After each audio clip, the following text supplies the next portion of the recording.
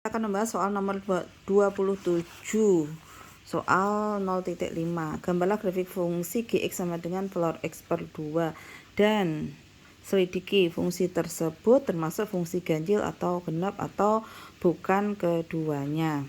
Jadi ini ada namanya fungsi floor, ini bukan mutlak ya, bukan mutlak tapi floor, atau kita baca floor x ya. Floor x itu artinya bilangan bulat terbesar yang kurang dari atau sama dengan x gitu.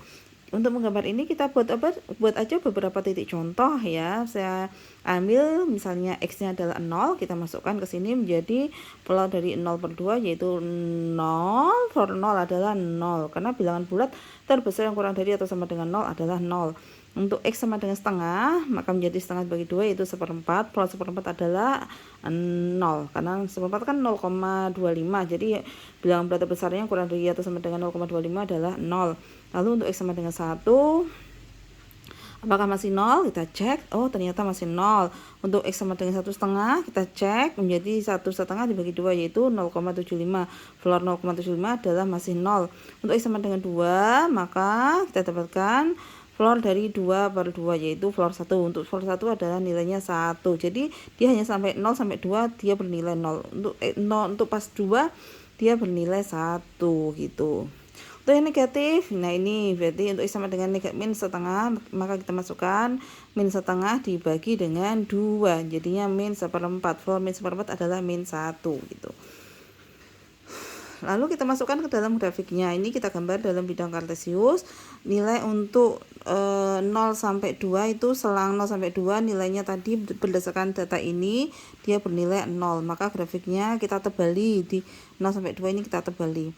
Pas 0 dia 0, pas 2 dia lompat bernilai 1. Lihat ini, pas 2 ini dia bernilai 1. Nah, ini pas x sama dengan 2, maka nilai fungsinya adalah 1. Jadi ini ada lompatan gitu.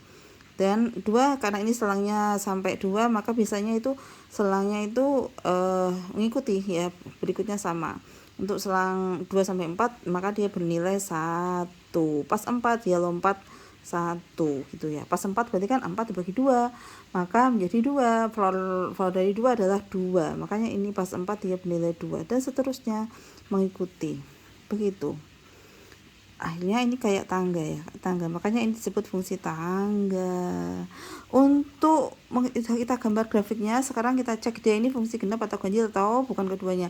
Untuk fungsi genap jelas tidak. Ciri dari fungsi genap itu grafiknya itu harus simetris terhadap sumbu y. Nah ini kan tidak simetris terhadap sumbu y grafiknya, maka jelas dia bukan fungsi genap.